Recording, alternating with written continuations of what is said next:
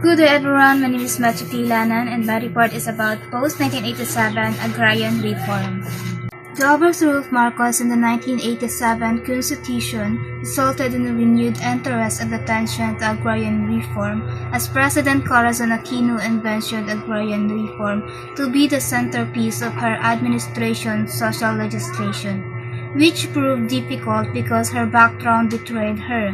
She came from a family of a wealthy and landed clan that owned the Hacienda Luisita.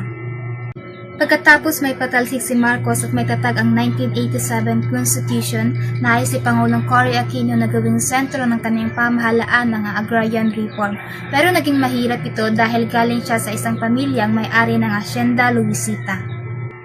On 22 July 1987, Aquino issued Presidential Proclamation 131 and Executive Order 229, which outlined her land reform program.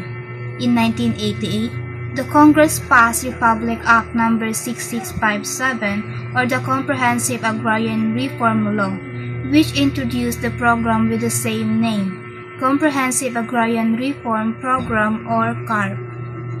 Noong 1987, naglabas si Aquino ng Proclamation 131 at EO 229 bilang gabay sa land reform. At pagdating ng 1988, ipinasa naman ng Republic Act 6657 o CARP.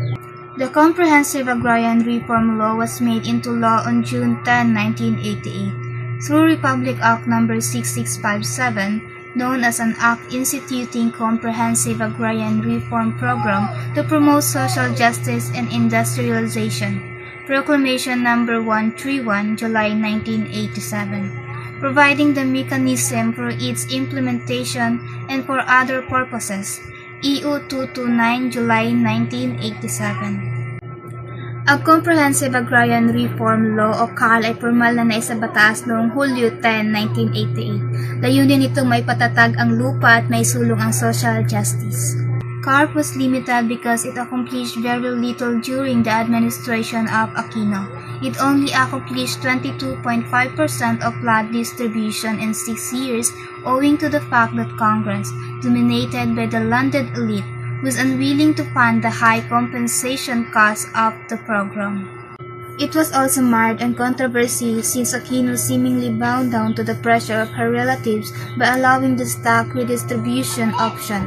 Hacienda Luisita reorganized itself into a corporation and distributed stock to farmers. Ngunit limitado ang naging resulta ng CARP sa panahon ni Aquino. Mga 22% lang ng lupa ang naipamahagi sa loob ng 6 na taon. Nadagdagan pa ito ng issue dahil sa stock distribution option sa Hacienda Luisita. Under the term of President Ramos, CARP implementation was speeded in order to meet the 10-year time frame, despite limitations and constraints in funding, logistics, and participation of involved sectors. By 1996, the Department of Agrarian Reform, DAR, distributed only 58.25% of the total area target to be covered by the program.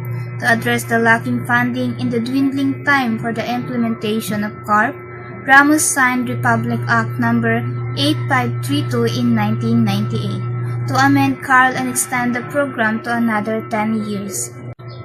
Noong panahon ni Ramos, pinabilis ang pagpapatupad ng CARP at pagsapit ng 1996, 58% lang ng target ang natupad.